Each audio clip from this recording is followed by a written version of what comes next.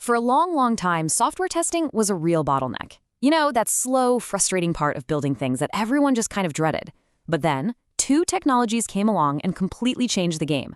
So today, we're going to break down how Docker and Kubernetes took that painful process and turned it into a fast, reliable, and seriously scalable machine. Oh, you've definitely heard this one, right? This single phrase is the bane of every software team's existence. It's that classic, frustrating moment that perfectly captures the one problem that's caused just countless bugs, delays, and headaches. And it's the exact problem we're going to solve today. So first, let's just quickly remember what the old testing headache felt like. Before we jump into the solution, it's worth remembering what we're fixing here. A world of inconsistent results, painfully slow development, and a whole lot of manual work that was just begging for errors. And you can see how these problems just snowball, right? It all starts with those inconsistent environments between a developer's computer and the actual test server. That directly causes those infamous works on my machine errors. Then you get these incredibly slow feedback loops where a developer might not find out they broke something for hours or even days. The whole system was just fundamentally choked by manual setup and how hard it was to run a lot of tests at once. So how do we fix it? Well, enter the first hero of our story, Docker. You can think of it as the magic box that was designed to solve that core problem of consistency once and for all. The whole concept is just brilliantly simple, and honestly, the shipping container is the perfect analogy. See, Docker packages up your application, your tests, and every single thing they need to run, and seals it all in a standardized unit. It literally doesn't matter what's inside, the box itself works everywhere on any machine, just like a physical shipping container works on any truck, train, or ship. And here's the payoff. Because every test is running in its own little isolated container, you totally eliminate conflicts. And because that container is portable, that works on my machine problem, it just vanishes. It runs identically on a developer's laptop as it does on a massive production server. And that brings us to the most crucial point, reproducibility. You get a perfectly clean, identical environment for every single test run, every single time. Okay, great. So Docker has solved our consistency problem. We have our perfect, repeatable magic boxes, but in modern software, we don't just need to run one test. We need to run thousands, maybe tens of thousands, all in parallel. So how on earth do you manage that kind of scale? And that question brings us to our second hero, Kubernetes. If Docker is the magic box, you can think of Kubernetes as the master conductor of the entire orchestra, telling every single box exactly where to go and what to do and managing them all at a massive scale. So its official title is an orchestration platform. But what that really means is that it's the brains of the whole operation. It takes all of our Docker containers and completely automates deploying them, scaling them up or down when needed, and just managing their entire lifecycle without a human having to touch a thing. All right, now for the fun part.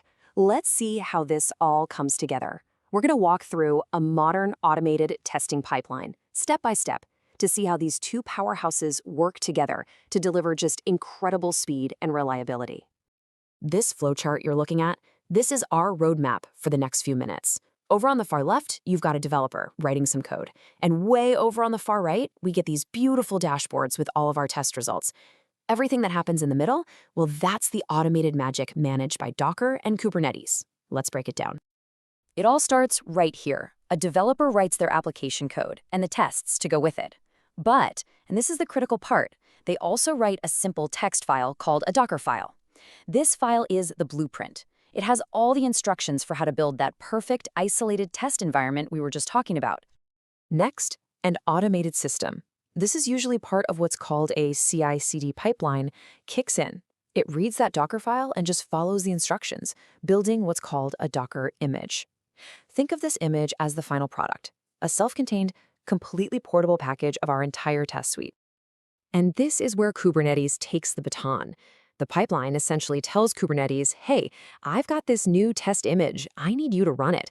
So Kubernetes reads its own set of instructions from a configuration file and deploys that Docker image into its cluster of servers. And this is what those instructions look like. It's not scary, right? It's just a simple text file. Now, what's really, really cool here is this line, right there. Replicas 5. With just that one line of code, the developer is telling this massive Kubernetes cluster, hey, Don't just run one test, I want you to spin up 5 identical copies and run them all at the exact same time. This is how we get that incredible scale so easily. And now, Kubernetes does exactly what it was told.